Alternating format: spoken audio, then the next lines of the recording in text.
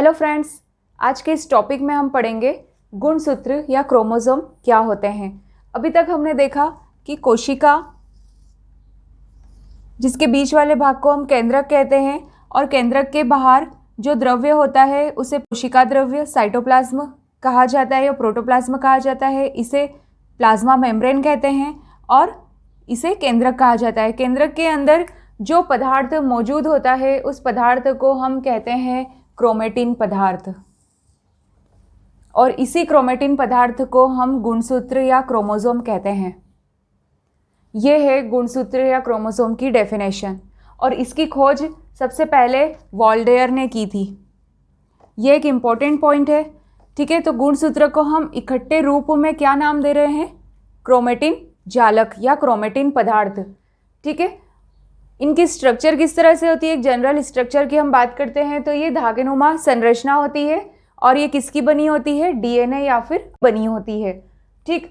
अब इसके साथ ही हम जानते हैं कि गुणसूत्र सबसे महत्वपूर्ण काम करता है, और वो महत्वपूर्ण कार्य क्या है? आनुवांशिक लक्षणों को कैरी करना, ठीक है। ये किसके रूप में कैरी करके रखते हैं? जीन्स के रूप में। हम जानते हैं कि गुणसूत्र आनुवांशिक लक्षणों को एक पीढ़ी से दूसरी पीढ़ी में ले जाने का कार्य करते हैं, ठीक है। तो इसका मतलब यही हुआ कि ये आनुवांशिक लक्षणों को कैरी करके रखते हैं, और उन गुणसूत्र के छोटे छोटे भाग को हम क्या कहते हैं? जहाँ पर आनुवांशिक लक्षण रहते हैं उस भाग को हम जीन्स कहते हैं, ठीक है। और इसकी खोज किसने की थी? वॉल्डेयर ने।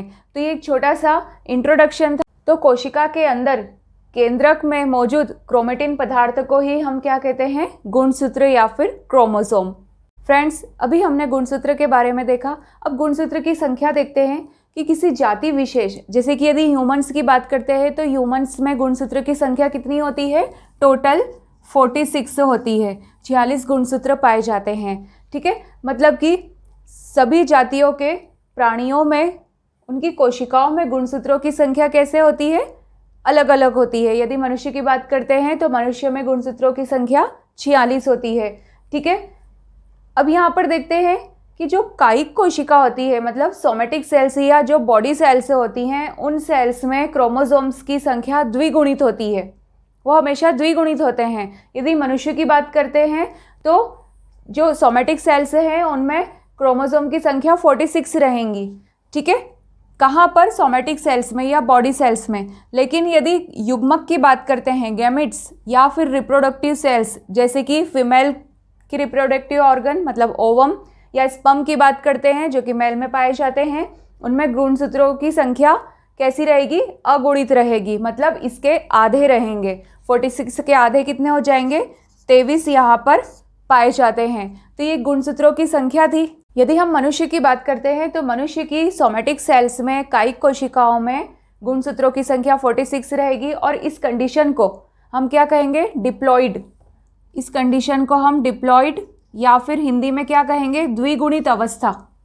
द्विगुणित अवस्था में पाए जाते हैं, और इनकी रिप्रोडक्टिव सेल्स में गुणसूत्रों की संख्या 23, इसकी आधी होगी, ठीक है। और इस कंडीशन को हम क्या कहेंगे? हैप्लॉइड, मतलब अगुणित, ठीक है। और यदि पादपों में हम मटर के पौधे की बात करते हैं तो मटर की कायिक कोशिकाओं में गुणसूत्रों की संख्या कितनी होगी? 14 होगी, और रिप्रोडक्टिव सेल्स में गुणसूत्रों की संख्या 7 होगी। अब हम गुणसूत्रों का रासायनिक संगठन देखते हैं। गुणसूत्र न्यूक्लिक एसिड और प्रोटीन के बने होते हैं, ठीक है। और न्यूक्लिक एसिड, कोशिका में न्यूक्लिक एसिड 2 प्रकार के होते हैं। नाम सभी ने सुना है, डीएनए और आरएनए। डीएनए का फुल फॉर्म होता है डीऑक्सी राइबो न्यूक्लिक एसिड, और आरएनए का फुल फॉर्म होता है राइबोस न्यूक्लिक एसिड। डीएनए कहाँ पर होता है? कोशिका में पाया जाता है, कोशिका के केंद्रक में, और इसके अलावा माइटोकॉन्ड्रिया में और क्लोरोप्लास्ट में भी पाया जाता है। यह हमने पढ़ा था। इसे आप मेरे पिछले वीडियो में देख सकते हैं। आरएनए जो कि कोशिका द्रव्य मतलब कि साइटोप्लाज्म में पाया जाता है। इसके अलावा ये राइबोसोम में भी पाया जाता है, ठीक। अब देखें, यहाँ पर हमने बताया कि इसमें प्रोटीन के बने होते हैं। तो प्रोटीन यहाँ पर कौन सा होता है? हिस्टोन प्रोटीन होता है, ठीक।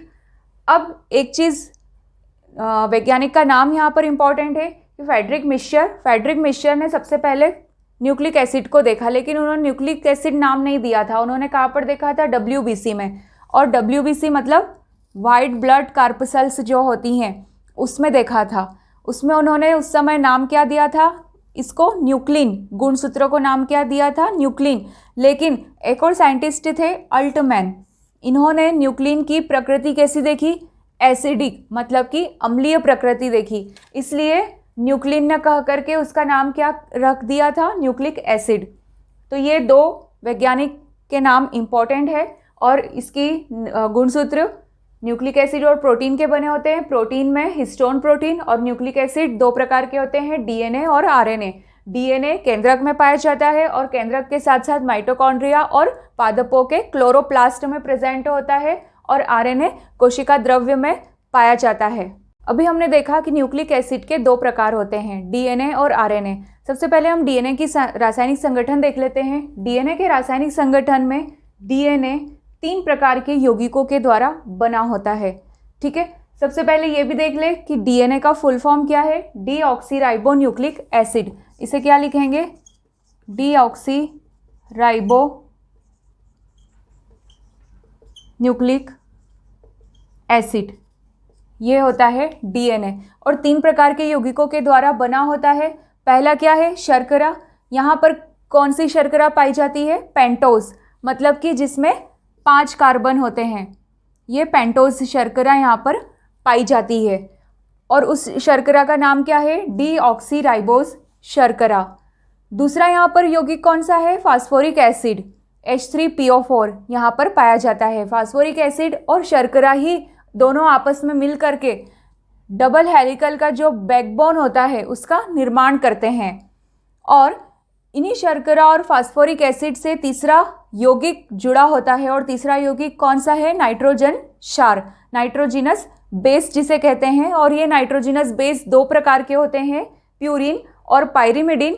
प्यूरिन भी 2 प्रकार के होते हैं, एडेनिन और गुआनिन। पायरिमिडिन 2 प्रकार के होते हैं, साइटोसिन और थायमिन। एडेनिन और थायमिन हमेशा आपस में जुड़ते हैं, वो भी 2 हाइड्रोजन बॉन्ड के द्वारा। यहाँ पर जो बंध रहता है वो कितने रहेंगे, 2, और बंध का नाम कौन सा है, हाइड्रोजन बंध। और ग्वानिन और साइटोसिन आपस में 3 बंध के द्वारा जुड़े रहते हैं, और यहाँ पर भी बंध कौन सा है, हाइड्रोजन बंध। तो ये होती है DNA का एक जनरल स्ट्रक्चर, रासायनिक संगठन।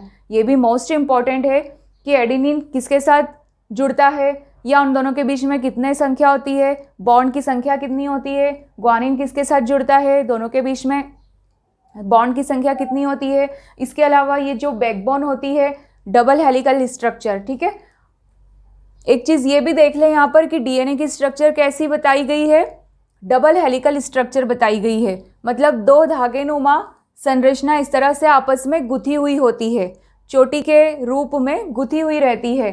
तो यहाँ पर ये जो एक धागेनुमा जो स्ट्रक्चर है, ये धागेनुमा स्ट्रक्चर किसकी बनी होती है, फॉस्फेट डीऑक्सीराइबोज की।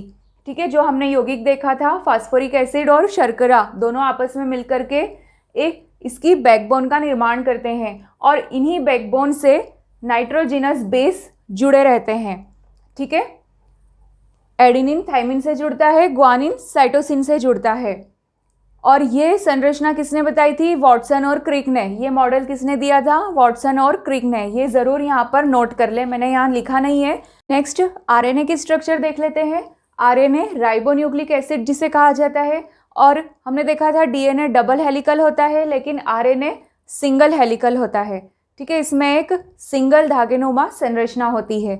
ठीक है, DNA की तरह RNA में भी 3 यौगिक पाए जाते हैं, या RNA 3 यौगिकों के द्वारा बना रहता है। पहला यौगिक कौन सा है, पेंटोज शुगर, राइबोज शुगर। जिस तरह से DNA में थी, वहाँ पर शुगर का नाम क्या था, डीऑक्सीराइबोज था, लेकिन यहाँ पर जो शुगर है वो भी कैसी है, 5 कार्बनों वाली है, पेंटोज है, मतलब लेकिन उस शुगर का नाम है राइबोज शुगर। नेक्स्ट यहाँ पर जो यौगिक है, फॉस्फोरिक एसिड, सेम DNA के जैसा, H3PO4, और नाइट्रोजिनस बेस यहाँ पर पाए जाते हैं, प्यूरिन और पायरिमिडिन। 2 प्रकार के होते हैं। प्यूरिन 2 प्रकार के यहाँ पर पाए जाते हैं, एडेनिन और ग्वानिन होता है, और पायरिमिडिन दो प्रकार के होते हैं, साइटोसिन और यूरेसिल। लेकिन डीएनए में यूरेसिल की जगह पर क्या था, थाइमिन। ये एक डिफरेंस है यहाँ पर, और ये डिफरेंस कई सारी एग्जाम्स में पूछा जाता है, तो ये इसे आप ज़रूर यहाँ पर नोट कर लें। और जैसे हमने डीएनए में देखा था कि एडेनिन किसके साथ बंध बना रहा था, थाइमिन के साथ में बंध बना रहा था। लेकिन यहाँ पर आरएनए में क्या होगा, एडेनिन यूरेसिल के साथ बंध बनाएगा, 2 हाइड्रोजन बंध के द्वारा जुड़ा रहेगा, और ग्वानिन साइटोसिन के द्वारा 3 हाइड्रोजन बंध के साथ जुड़ा रहेगा। तो ये थी आरएनए की स्ट्रक्चर, और इसे देख लें कि ये सिंगल हेलिकल होता है। तो फ्रेंड्स, आज के इस वीडियो में हमने क्रोमोसोम की संरचना देखी। क्रोमोसोम जो कि कोशिका के केंद्रक में प्रेजेंट होते हैं, केंद्रक में उपस्थित जो क्रोमेटिन पदार्थ होता है उसे ही हम क्रोमोसोम कहते हैं। और ये क्रोमोसोम किसके बने होते हैं, न्यूक्लिक एसिड और प्रोटीन के। ठीक है, फिर हमने देखा कि न्यूक्लिक एसिड 2 प्रकार के होते हैं, डीएनए और आरएनए। तो ये इनकी स्ट्रक्चर के साथ साथ यहाँ पर जो वैज्ञानिकों के नाम है वो भी मोस्ट इम्पॉर्टेंट है। तो फ्रेंड्स, आज का ये वीडियो आपको पसंद आया तो आप इसे लाइक, शेयर एंड सब्सक्राइब जरूर करें। Thank you.